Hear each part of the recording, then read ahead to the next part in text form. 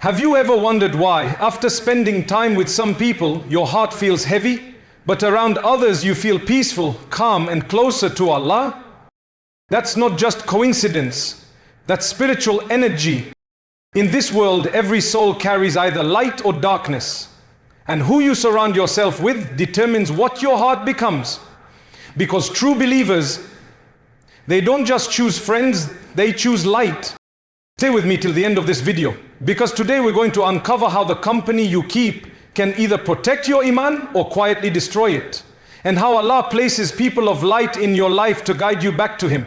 In this life, not everyone who smiles at you carries good intentions, and not everyone who stays close to you is meant to stay forever. Islam teaches us to value the company we keep, because the people around us influence the state of our heart, our behavior, and ultimately our connection with Allah. Your soul is the most precious part of you. It is your link to your Creator, and protecting it means being careful about who you allow to touch it. The Prophet beautifully said, "A person is upon the religion of his close friend, so let one of you look at whom he befriends." Tirmidhi. This one statement summarizes the essence of emotional and spiritual boundaries in Islam. You become like those you spend time with. Their habits slowly become yours. Their thoughts start shaping your mindset. Their energy starts influencing your peace. That's why Allah, in His infinite mercy, sometimes pulls you away from certain people, not to punish you, but to protect your Iman. Some people appear kind, yet their hearts carry envy or arrogance. Others may constantly complain, gossip, or lead you into sin without you even realizing it. Their words drain your energy, their actions plant doubts in your heart, and their presence begins to distance you from your purpose. These are not friends. They are spiritual tests, and recognizing them is a sign that Allah wants to elevate your heart. Your Iman is like a flame, soft, pure, and alive. When you surround it with wind, it flickers and weakens. When you protect it with care, it grows brighter. Toxic company is like a storm. It doesn't just test your light, it tries to extinguish it. That's why Allah warns us to keep away from the heedless, the arrogant, and the corrupt. He says in the Quran, "And do not obey one whose heart we have made heedless of our remembrance, who follows his desires and whose affair is ever neglect." Surah Al-Khaf 18:28. The people you choose to walk with can either bring you closer to khena or drag you toward destruction. Sometimes protecting your Iman means walking away silently. It's not pride, it's preservation. It's understanding that peace is priceless, and no relationship, no matter how familiar, is worth losing your connection with Allah. Think about it. Every time you spend an hour in gossip, that's an hour lost from dhikr. Every time you let someone's negativity fill your heart, that's less space for gratitude. Every time you sit with those who make fun of religion or mock righteousness, you risk dulling the sensitivity of your soul. That's how the heart hardens. Not all at once, but slowly, through repeated exposure to spiritual toxicity. So when you start feeling uneasy around someone, when your heart feels heavy after speaking to them, or when you notice your du'as becoming less frequent because of their influence, listen to that inner signal. That's your fitra trying to warn you. Allah has placed this awareness inside your heart so you can protect what's sacred within you. Protecting your Iman doesn't mean isolating yourself from the world.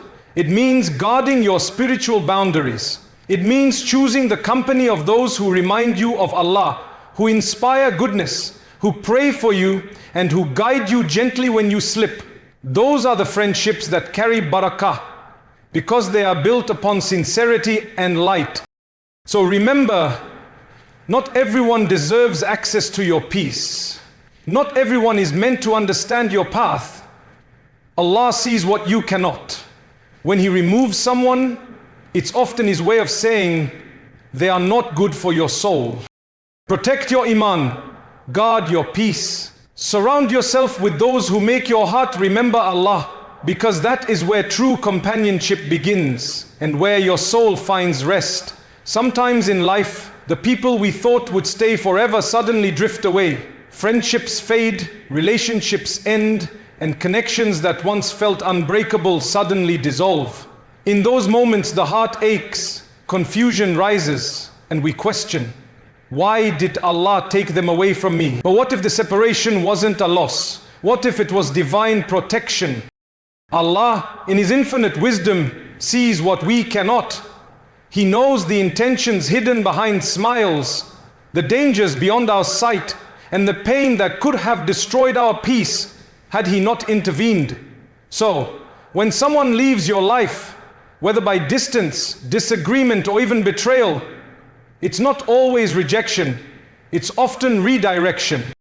In the Quran, Allah reminds us that perhaps you hate a thing and it is good for you, and perhaps you love a thing and it is bad for you, and Allah knows while you know not.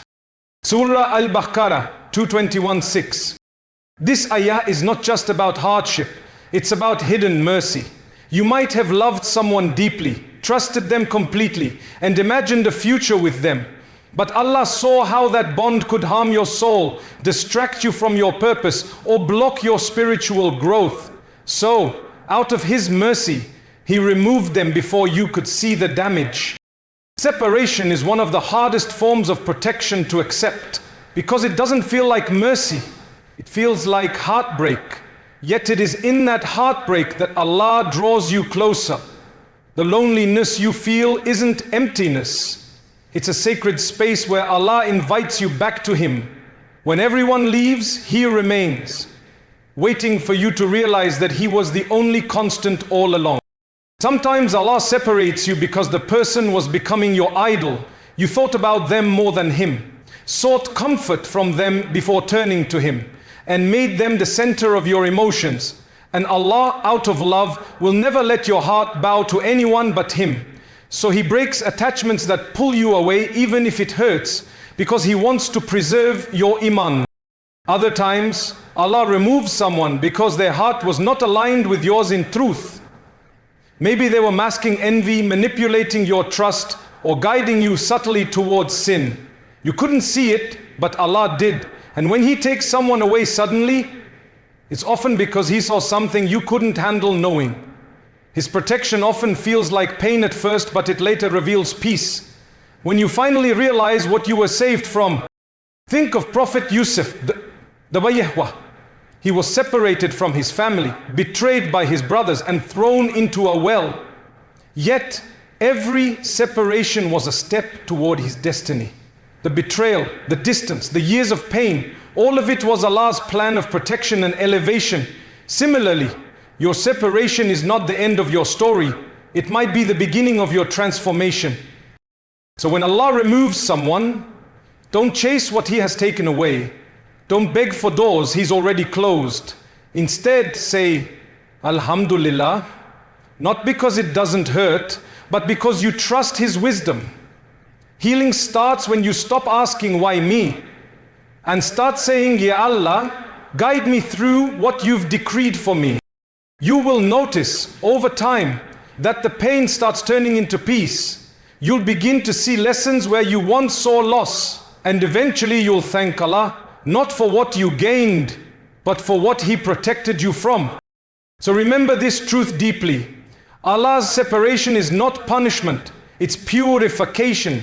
It's His way of removing what blocks your heart from Him, so He can fill that space with something far greater, His light, His love, and His protection.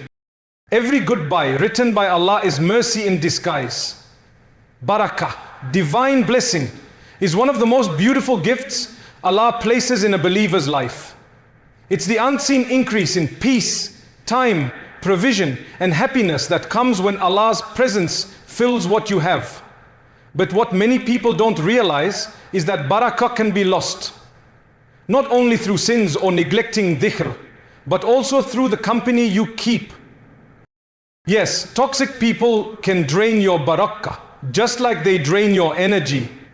They don't just exhaust you emotionally, they affect your spiritual state, your focus in prayer, and your closeness to Allah. In Islam, relationships are not only about social connection, they are spiritual exchanges. Every conversation, every shared emotion, every moment with someone transfers energy, either light or darkness. That's why Allah repeatedly reminds us in the Quran to be mindful of our companions. And keep yourself patient by being with those who call upon their Lord morning and evening, seeking His face, and let not your eyes pass beyond them. Surah Al-Kahf, 1828. This ayah is not just about spending time with good people, it's about protecting your soul from harmful influences. Toxic people often carry hearts filled with negativity, jealousy, arrogance, backbiting, constant complaints, or hidden malice. These traits don't just hurt relationships, they contaminate your spiritual atmosphere. Have you ever noticed that after spending time with certain people, your heart feels heavy? Your thoughts become clouded, or your motivation to pray weakens? That's not random. That's spiritual impact. Toxic people drain your light because their energy is misaligned with your purpose. They talk about others, but not about Allah. They focus on the dunya, but not on the akhirah. And slowly, without realizing it, you begin to mirror their habits. The Prophet said, the example of a good companion and a bad companion is like that of the seller of musk and the blacksmith's bellows. Bukhari, Muslim.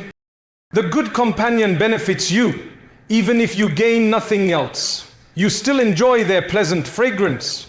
The bad one harms you. Even if he doesn't burn your clothes, his smoke still leaves a mark. That's how toxic company works. You may think you're strong enough to stay unaffected, but over time, their energy stains your soul. Barakah leaves quietly. You don't see it vanish, but you feel it. Your money no longer stretches. Your peace feels disturbed. Your prayers lack focus, and your heart loses contentment. This is how negativity affects faith, because Iman thrives in clean environments, hearts filled with sincerity, truth, and remembrance of Allah. And when you stay in spaces filled with gossip, envy, or arrogance, your Iman starts suffocating. That's why Islam encourages us to choose righteous companions, being with those who remind you of Allah, who encourage patience and kindness, who correct you gently. That's where Barakah grows. The Prophet said, a believer is the mirror of another believer. When you surround yourself with light, your reflection becomes light too. On the other hand, when you keep tolerating toxic company out of guilt, fear, or habit, you're actually allowing your barakah to be stolen. Protecting your peace isn't selfish, it's spiritual responsibility. Your heart belongs to Allah, and anything that harms it should not have access to it. Sometimes Allah removes people from your life not because they were evil, but because their presence was blocking your blessing. You were asking for peace, but still entertaining chaos. You were praying for growth, but holding on to those who pulled you backward. So Allah, in His mercy, cleans your circle before He blesses your path. So if you feel your energy fading, your prayers becoming harder, and your peace slowly leaving, look around you. Who are you giving your time, your trust, and your heart to? Are they helping you remember Allah, or making you forget Him? True friendship brings you closer to Jannah. Toxic ones quietly lead you away from it. Protect your heart, protect your faith, and protect your barakah. Because once barakah leaves, no amount of dunya can replace the peace that Allah removes. In a world filled with noise, chaos, and distraction, the people you surround yourself with can either nurture your soul or drain it. Islam teaches us that faith, Iman, is not something that survives in isolation. It grows, shines, and stays alive when you surround yourself with the right kind of company, people of light. These are individuals whose presence reminds you of Allah, whose words inspire goodness, and whose actions bring peace rather than confusion. The Quran and Sunnah are filled with reminders about the power of righteous companionship. Allah says, those friends that day will be enemies to each other, except for the righteous. Surah Az-Zukhruf 43:67. This verse is a wake-up call. It reminds us that not every friend in this world will stand with us in the hereafter. Only those whose friendship was rooted in faith and sincerity will remain connected in eternity. True believers surround themselves with light, with people who carry Iman, taqwa and humility, because they know that every relationship either pulls you closer to Allah or away from Him. Light, in the spiritual sense, represents purity, guidance and truth. It is not seen with the eyes, but felt by the heart. When you are around someone who carries light, you feel calmer, more hopeful and more mindful of Allah. You remember your purpose, your values and your responsibilities. That's because light is contagious. It spreads through sincerity, kindness and remembrance, dhikr. The Prophet Muhammad said, "A person is upon the religion of his close friend, so let one of you look at whom he befriends." Tirmidhi. This hadith isn't just advice, it's a spiritual law. The people you allow into your life shape your mindset, your habits, and even your heart. Sit with the grateful and you'll become more content. Sit with the patient and you'll learn calmness. Sit with those who remember Allah, and your tongue will naturally begin to remember Him too. This is the beauty of surrounding yourself with light.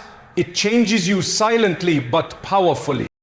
On the other hand, darkness spreads too. If you spend too much time around those who gossip, complain or chase the dunya, your heart slowly absorbs that energy.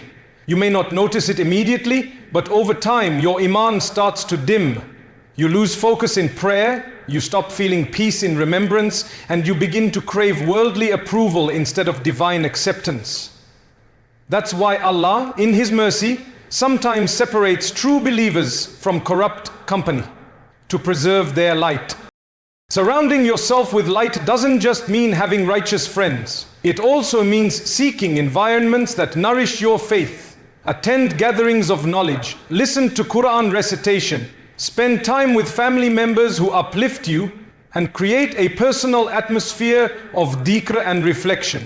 The more light you allow around you, the stronger your inner light becomes. Light attracts light. When your heart shines with sincerity, Allah places you among those who carry the same purity. It's a divine connection. Souls of the same light recognize each other.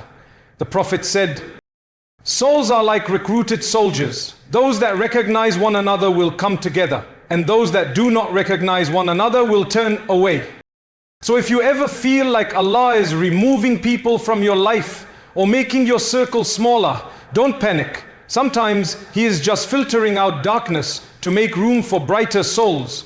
Quality always outweighs quantity in the spiritual world.